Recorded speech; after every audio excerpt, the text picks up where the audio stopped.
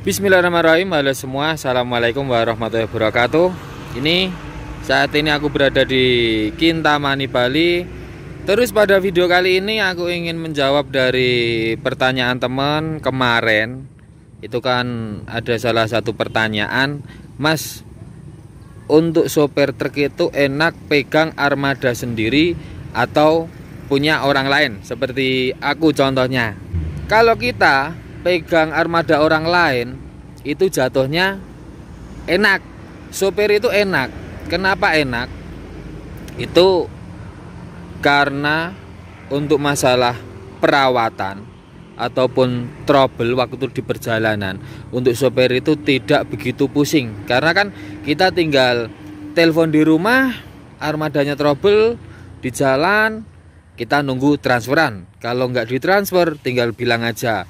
Kalau nggak ditransfer ya udah, armada didiemin di tempat itu juga. Karena terkadang ada yang malah ya wes, kalau nggak mau transfer, nggak mau ngurusin, armada ditinggal. Jadi armada itu ditinggal di tempat, sopirnya pulang. Itu pun ada, tapi tidak semua ya, cuman ada. Biasanya kalau seperti itu mungkin sopirnya udah pegel terlebih dahulu. Kita ngobrolnya sambil di cabin aja, karena kita kan bercerita ya, aku bercerita, tidak perlu memperlihatkan armadanya. Ini cerita sesuai dengan apa yang aku tahu ya, apa yang aku pikirkan. Ntar HP tak ganjeli dulu.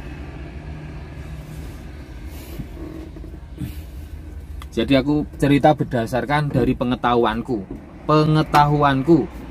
Mungkin teman-teman nanti kalau ada kekurangan bisa memberikan masukan lagi. Jadi kita kalau ini aku tak buka kaca jendela dulu.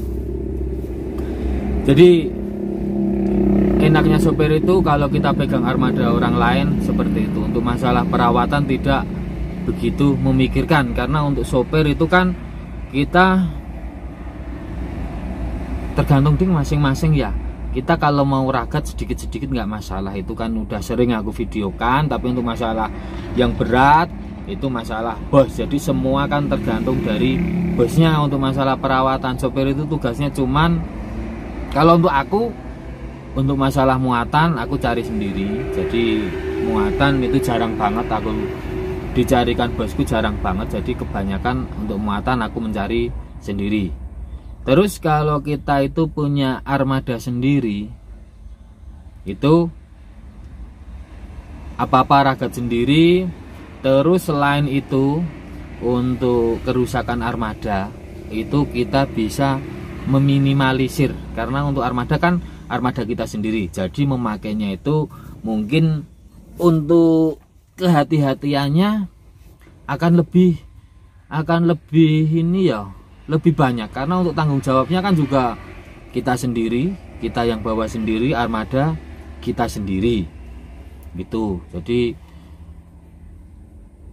kalau trouble di jalan itu kita usaha sendiri, karena untuk yang ditelepon nggak ada. Biasanya paling kalau yang punya sendiri uangnya habis, di tabungan habis, paling istri yang di rumah disuruh telepon-telepon nyari-nyari uang. Karena tidak perlu mengelak, karena banyak dari teman-teman juga, aku terkadang juga kan sering juga kan diajak sharing, sering diajak bercerita. Karena kita untuk memiliki armada itu tidak cuman sekedar pengen beli armada, tanda tangan kita dapat, itu enggak. Yang berat itu kan di masalah perawatan. Kalau untuk angsuran itu gampang, asal armadanya itu jalan tidak rewel, itu pasti untuk angsuran akan dapat, untuk tiap bulannya dapat. Tapi yang masalahnya bikin angsuran kita itu lewong, itu biasanya dikarenakan armadanya. Jadi waktunya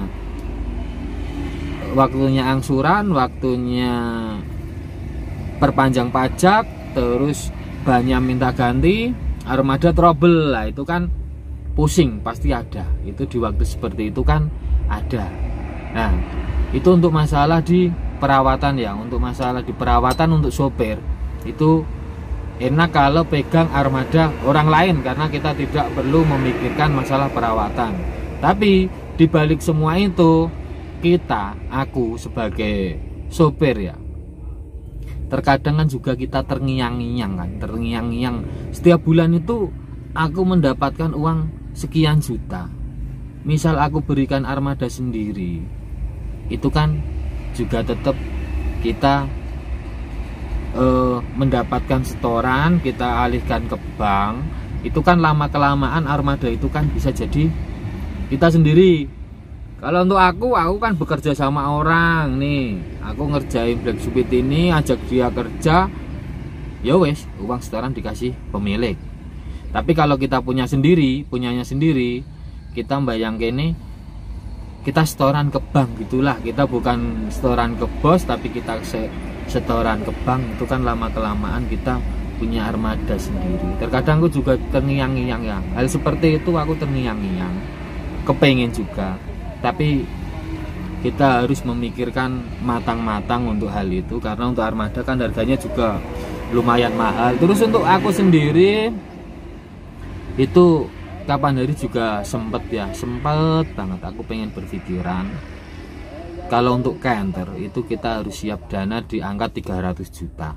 Memang untuk membeli canter itu kita punya uang 200 itu udah dapat, tapi kan kita tidak bisa memilih. Kalau kita punya uang 300, kita misal cari 2015 atau 17, itu kita bisa cari di harga 250. Nanti untuk yang 50 juta kan bisa untuk membeli ban, terpal, dan ini itu. Karena kalau kita membeli armada itu tidak mungkin kita dapat langsung kita jalankan, kita pakai, itu nggak mungkin. Apalagi seperti saya ya, untuk muatannya itu yang sering membawa muatan berat, jadi untuk kaki-kaki semua itu harus dibongkar dulu semua, dicek supaya waktu di perjalanan lancar. Tapi kalau kita ngejarnya elep itu kita punya uang 200 itu udah bagus lah. Kita 200 juta kita carikan elep di tahun 2014an, nanti kan ketemunya mungkin sekitar 160-an atau 170. Semua itu tergantung dari barang juga, variasi juga, itu kan membawa harga. Nanti kan kita masih punya sisa uang juga. Jadi untuk aku masih berpikir panjang ya teman-teman. Itu banyak yang bilang juga, Mas kenapa kok nggak membeli sendiri? Belum ya, belum. Tapi untuk angen-angen masih ada. Tapi untuk saat-saat ini kayaknya aku belum ini ya, belum terfikirkan sampai situ. Kemarin juga ada yang bertanya, Mas misal punya uang bisa membeli armada baru, apa nggak sayang di Black Sweet-nya? Aku sayang banget ya, sayang banget sama truk ini loh. Ini biarpun bukan punya aku sendiri, udah aku anggap seperti punya aku sendiri. Yakin itu dari aku pribadi ya, dari hatiku itu aku anggap ini armada punya aku sendiri. Jadi untuk perawatan tidak ada yang eman. Walaupun aku masih ini loh, perawatan masih di bosku ya, yang berat-berat masih di bosku. Tapi untuk yang kecil-kecil tetap aku.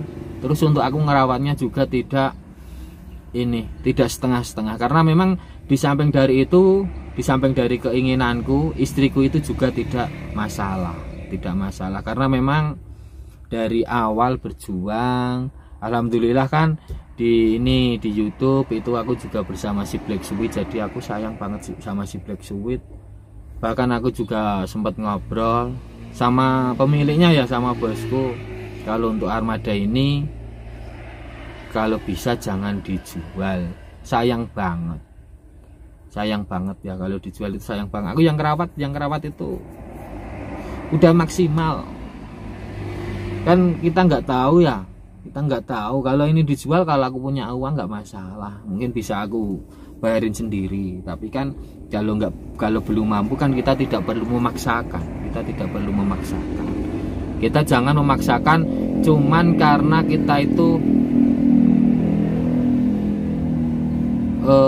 kemerungsung, buru-buru, semangatnya terlalu besar. Tapi dibalik semua itu kita harus memikirkan kondisi keadaan kita pribadi. Kita mampu enggak sih? Kita ambil armada itu mampu enggak sih? Kalaupun kita enggak mampu, sebaiknya kan mundur. Jadi kita tidak begitu sia-sia, sayang banget di uangnya. Misal teman-teman kalau belum srek punya uang 50 juta apa 60 juta, sampean belikan mobil kecil, itu malah kita karuan menikmati mobil pribadi kemana-mana pakai mobil, tapi itu tidak menghasilkan uang setiap bulannya.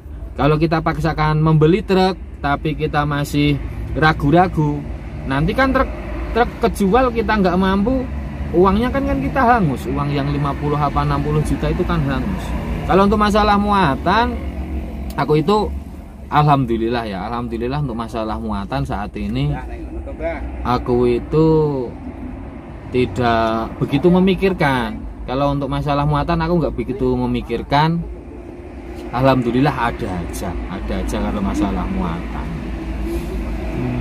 Jadi ya itu tadi sedikit yang bisa saya sampaikan ke teman-teman semua. Oh nggih, Mak, mendit napa? Oh nggih. Betul lah, Mbak.